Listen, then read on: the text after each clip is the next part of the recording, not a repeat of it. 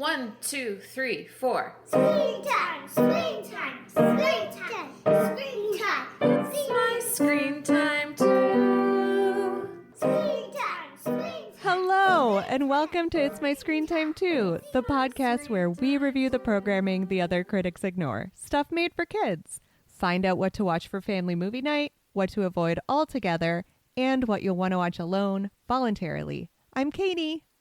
And I'm Deborah. And I have two kids, ages 9 and 6. And I have 3 kids. One just turned 15. What? And the other 2 are 11.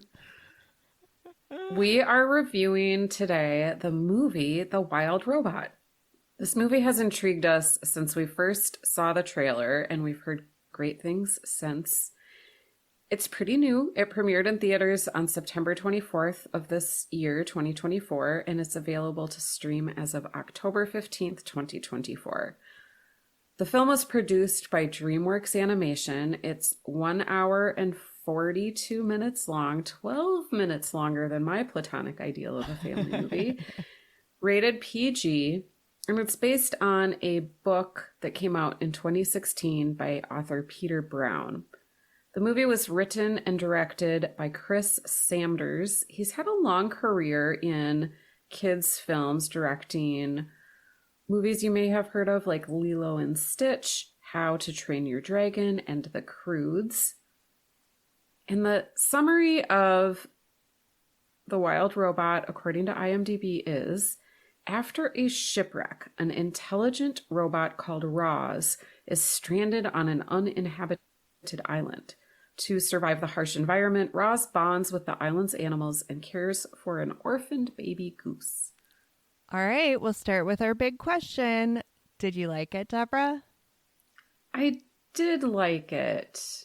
Me too. And I went into it expecting to like it. I think we had talked about it on an earlier podcast. Like, we know this is going to be good, but are we emotionally prepared to see it? Did you like it?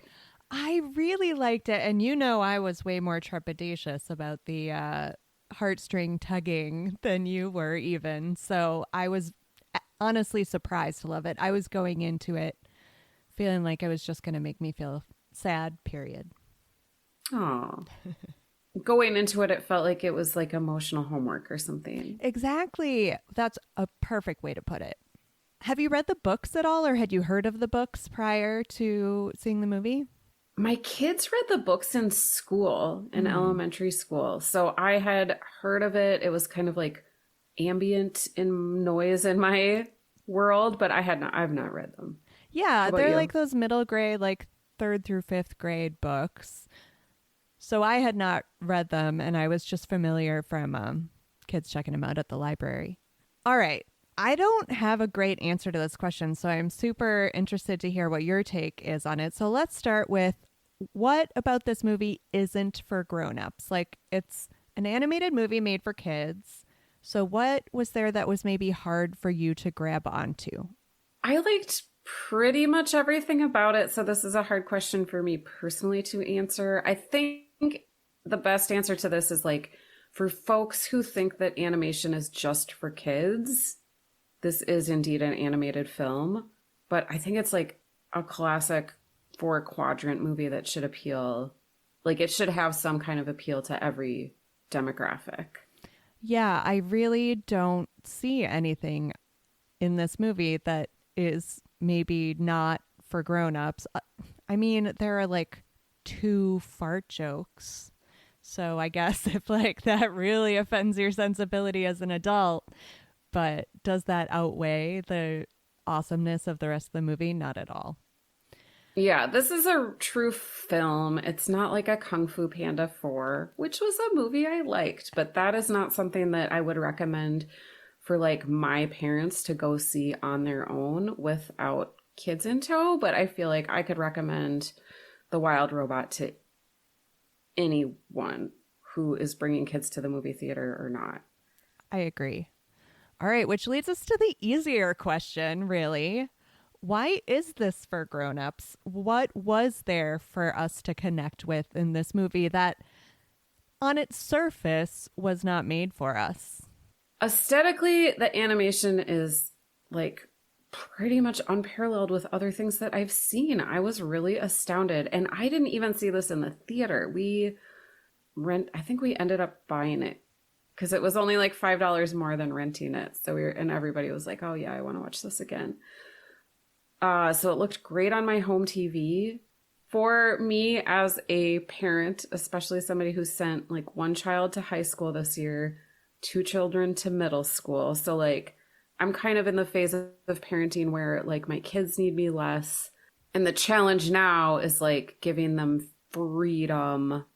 Whereas the challenge like 5 years ago was like protecting them from the world all the time. And now it's like sending them off and like hoping they can make it to school on their own without like a car hitting them or something like that. So that for me was like the best part of about the movie, because I felt like it really was speaking to me personally as a parent in the phase that I'm in.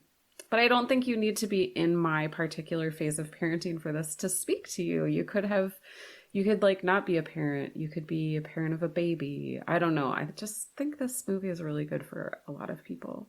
Yeah, and I think I can definitely speak to the portion of the audience that is in like a slightly earlier phase of parenting. I am still very much in the protective phase of parenting.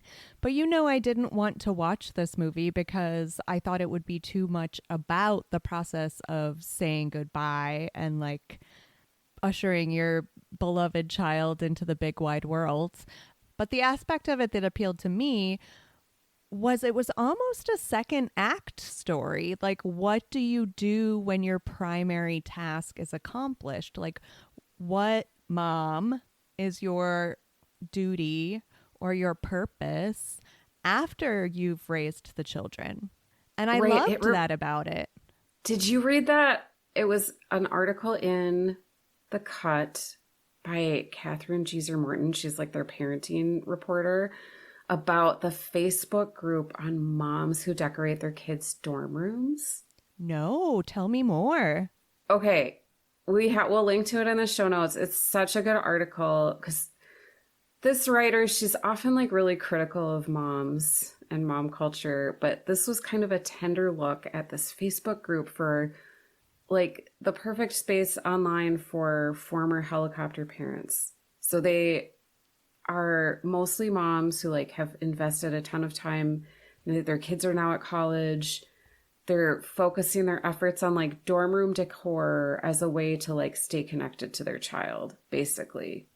So you think it's going to be about how insufferable these moms are, like ordering Amazon twinkle lights for like their kids under the bed loft desk or something. But it becomes more how these parents are like connecting with one another and supporting one another through like the transition, like the empty nest, like their child is like growing up and going to college and like they're not fully adults, but they are exercising their independence and not living at home anymore. So like it's a really good article.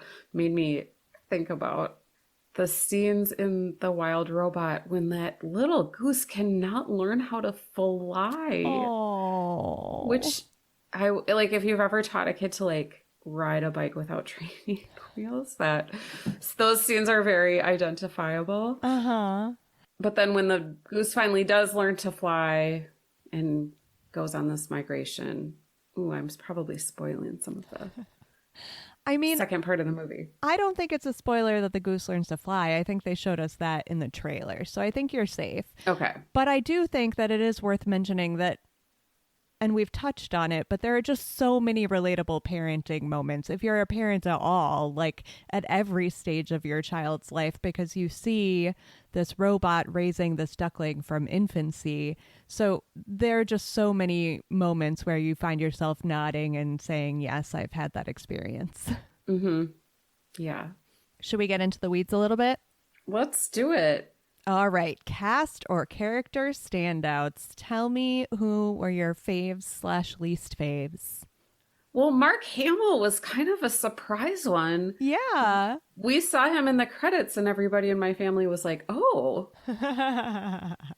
Luke. But Lupita Nyong'o was really good. Mm-hmm. And then Catherine O'Hara, love her. Pedro Pascal, who I know from The Last of Us, but he's been in lots of other things. So those were the standouts for me, although Mark Hamill wasn't really a standout until the credits because I didn't recognize his voice. How about you? I don't know if you're a watcher of What You Do in the Shadows, but Mark Berry voices Beaver, who plays a particularly pivotal role, and Oh, I yeah. thought his performance was great. Yeah. Oh, it's been a long time since I've watched that show. That's a good one. And character-wise, Catherine O'Hara plays a possum who is a mother of many little possums. So there are lots of little jokes about like having lots of kids and loving them, but also being inattentive to a certain degree because there are just so many. And she's also like an early friend to Roz Yeah. when she doesn't have many friends. I really liked that character a lot. It was a good source of comedic. Well, Catherine O'Hara's character and her children were a good Hmm. source of comedic relief, which you kind of needed because there were times when things could feel a little heavy. So Yeah, you definitely totally. had some characters that were just there to be funny, but I didn't find that obtrusive, Yeah, I agree. which I guess is a nice segue to any thoughts you had about the writing. I had heard, I think from my kids, that there wasn't much dialogue. Well, because of that first trailer, the very first Right. trailer they released for this movie was completely silent and beautiful, of course. Hmm. So I was excited for it as like a experimentation in the form. So when they came out with trailers that had dialogue in it, I was kind of disappointed. Yeah, I thought it was going to be like a red balloon, Yeah. but I mean, it was good. I liked the dialogue. Yeah, I have no complaints. I also have like nothing like that stood out. Well, they were obviously working from like very capable source material. Like Right. this book is obviously beloved and it's won all sorts of awards, so that's got to be Hmm. helpful. Yeah. Any thoughts on the music along those lines? I remember thinking at the time that it was like very stirring and there was like a repeated theme that would swell in like moments of tenderness between Roz and Bill. Yeah. That was his name. I don't know why I'm forgetting his name. I loved this movie, guys. And I remember finding it stirring, but I can't. Now it's been almost a week since I watched it. I can't hum it back to you. No, I can't either, but it was a let's say an above average score. I would agree with you there. What about the structure? I mentioned how appealing the idea of the second act storyline, which in a certain sense, the movie is split in two, in that you have this parenting story in the first half, and then the second half is about what happens after the parenting. What did you think about the structure of the movie? I liked the structure. I thought it was not predictable. Like a predictable storyline would have been like the orphan goose leaves and then that's the end. Like that's the Yes, triumph. exactly. Yeah, so this was nice. I love movies where you find out what happens to everybody. And so that this was perfect for me. Yeah, I think they earned those extra 12 minutes to their runtime by Yeah. doing that split in half and like giving us a fulfilling story on the other side of the big goodbye. Hmm. They're also, and I don't think I'm spoiling this, but one of my favorite, I mean, it's not a moment, it was multiple moments. What do you call it when like something repeats again? Motif, perhaps? Yeah. So Roz lands on this planet and things are pretty disorienting for her because she doesn't know where she is or what she's supposed to do. So there's like a scene in which she's just running through a variety of environments, being like accosted by animals or disrupting animals, and she's just running pell mell. She doesn't know where she's going, and it's frantic. And then they repeat a similar visual style later in the movie, like deep into the second half, where it becomes more of like a robot versus robot fight, which again, we saw in Oh, a bit of the trailer that there was going to be some robot on robot action. So I don't feel like I'm spoiling anything in saying that. But like no. visually, it was very similar. Like then you have the same disorienting experience of like running and cowering and this frantic sense. And I just thought those were two really nice mirrored visual moments. Yeah, good eyes, Katie. Sometimes I watch these things with a critical eye. Sometimes I'm just too busy crying. Any thoughts on the look of the animation? Well, I loved the animation. There, okay, so I loved everything about it. I have no complaints. It was beautiful, but it's not interesting for me to talk about how beautiful it is. So I want to say that in any film where there's like a robot who's discovering their capabilities or like who they are, like the robot has to go through some kind of self-discovery period, I guess. And I thought it quite possibly, but maybe not, borrowed a little bit too much from Big Hero 6. Oh, that's interesting. I did not make the Baymax connection. Tell me more. Well, when Roz is like Roz is programmed with a purpose. And it's like sort of funny, sort of frustrating to watch Roz try to carry out that purpose amongst like the woodland creatures on this remote, uninhabited by people island. But like figuring out the robot's capabilities and like where, I don't know, all the like sensors and stuff. It reminded me maybe a little too much of Big Hero 6. That's a good point. I can totally see it now that you're saying it. But it's been a long time since I've seen that movie. I would kind of like to watch them side by side now. In terms of the visual style, I am feeling my lack of vocabulary because I want to say it was done in like a painterly style. But then I think back to when we reviewed Wish, and it had that very intentional, like illuminated manuscript style. And we talked about that as being painterly too. And the two of them are not at all the same. I think I may have oversold how impressive Wish was on that front, having now seen this, because I do think that this was beautiful on a whole different level from that. So it is just a failure of my own vocabulary to adequately describe it. Yeah, it was really stunning, visually very stunning.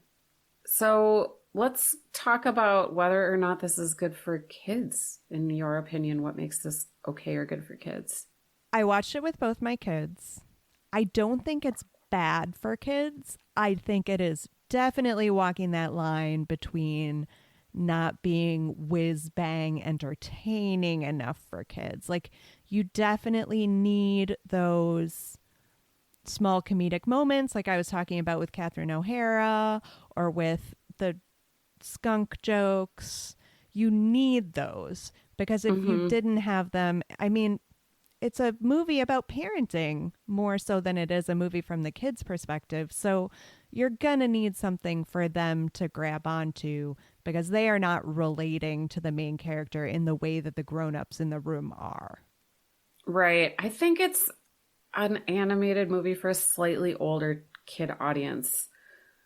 Especially if you can pair it with either like reading the book out loud to your kid or if they're an independent reader and can read it on their own and then watch the movie.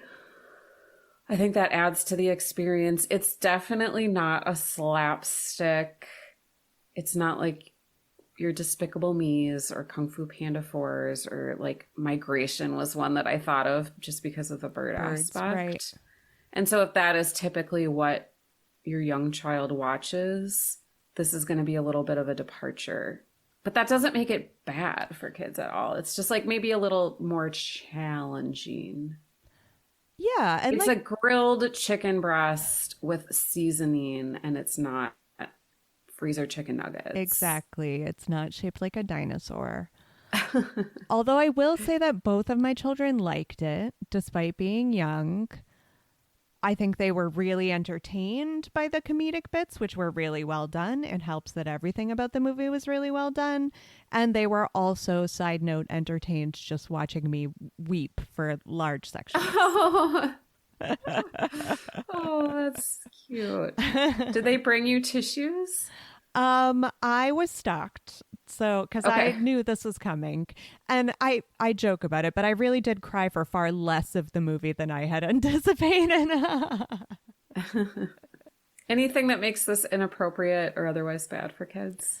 I mean, I do suppose we have to say that there is some like laser based robot fighting. So if you're extremely against any sort of violence in that way, that would perhaps get your hackles up. But I don't think so at all. Other than, ooh, well, death, animal death, Yeah, could also be a factor.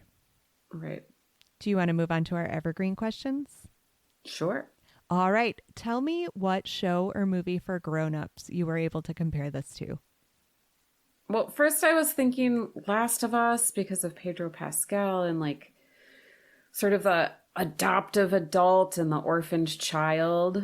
And then I went with Castaway because like the way in which Roz has to navigate the island reminded me of total fish out of water Tom Hanks's character in Castaway and how and then like he like everything on the island like gets personified Right. I like that. by him. How about you? What did you compare to? Um, so I went with the inappropriate caregiver by the end of the movie becomes a beloved parental figure angle.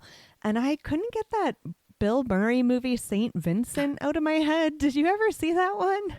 I did not. Is that a Wes Anderson? Ooh, no, I don't think so because I liked Okay. it. I don't think it can possibly be a Okay. Wes Anderson.